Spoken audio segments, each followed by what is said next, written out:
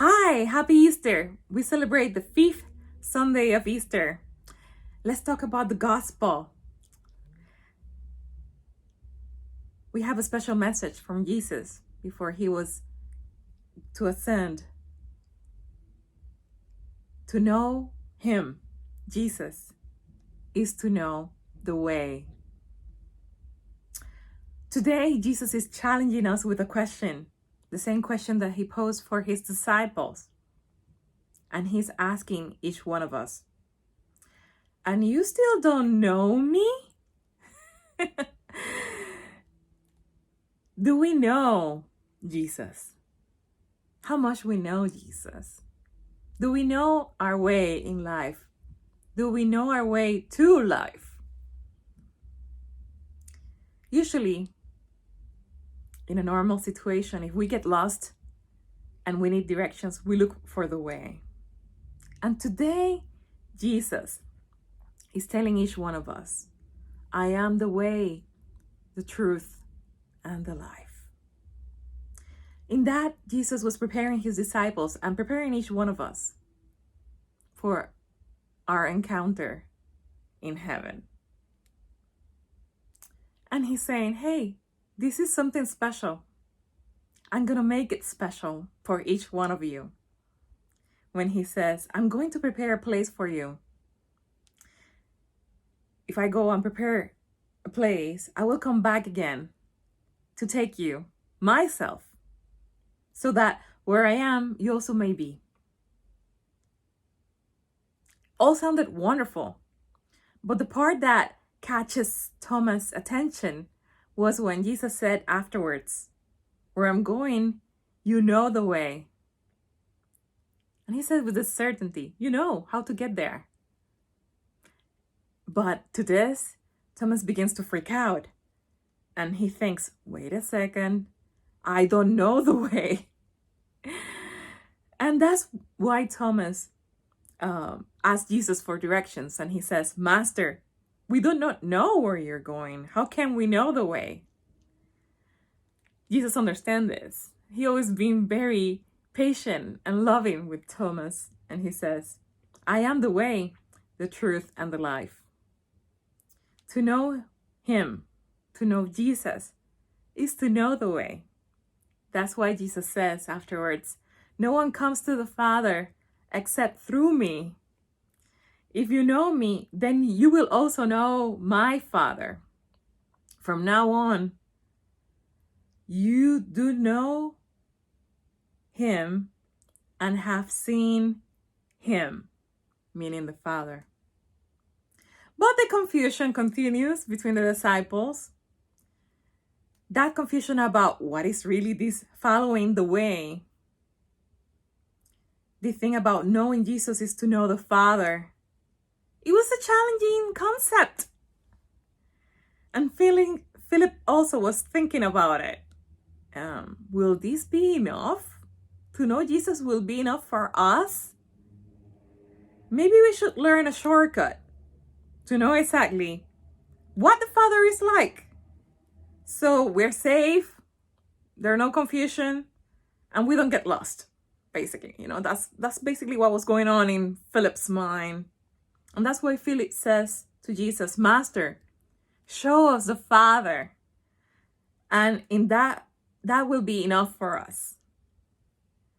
Jesus had previously said to him, if you know me, then you will also know my Father. But Philip was probably wondering how much would be enough. Yes, one knows a little bit about parents when meeting the children, but how much we know about them. But what Jesus is revealing is something deeper, more profound, more complex. He was revealing the Trinity itself. The Holy Trinity, a difficult concept still for us to understand nowadays, explained to the disciples. Jesus and the Father are one, just as the Spirit, the Son, and the Father are one. Right?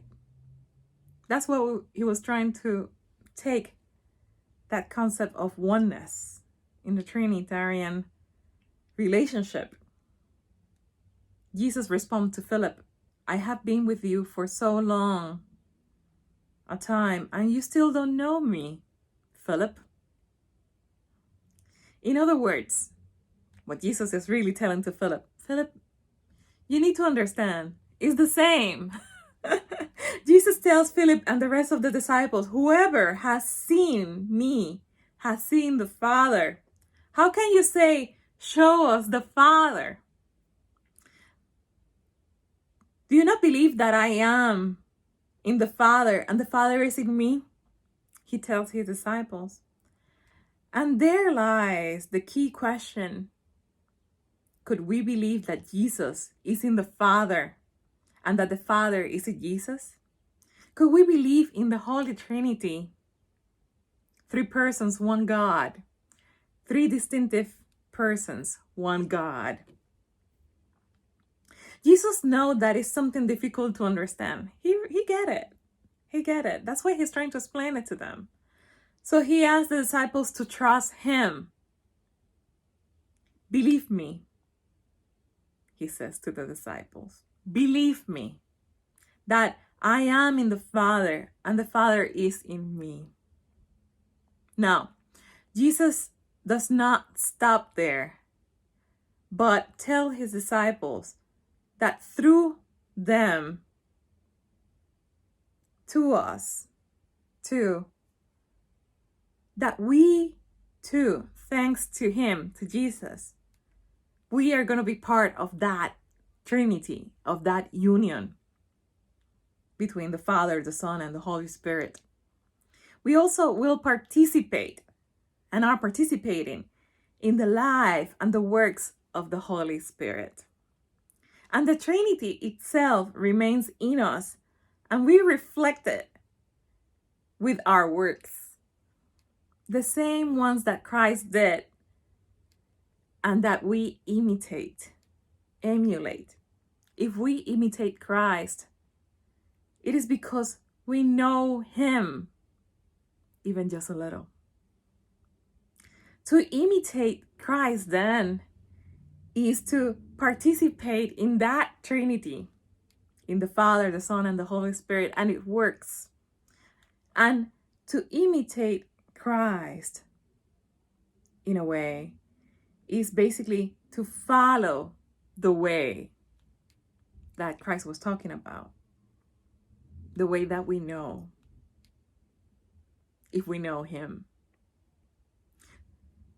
When what happened to Thomas happens to us more than once, that when we walk through life, we may feel insecure, we may freak out a little bit, realizing, wait a second, but I don't know where to go. I don't know the way.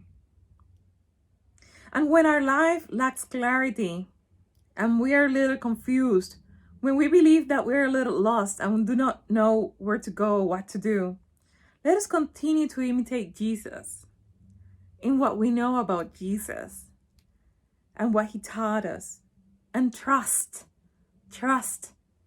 that we will see again, that we will see the way, we will realize that we are on the right track again one day.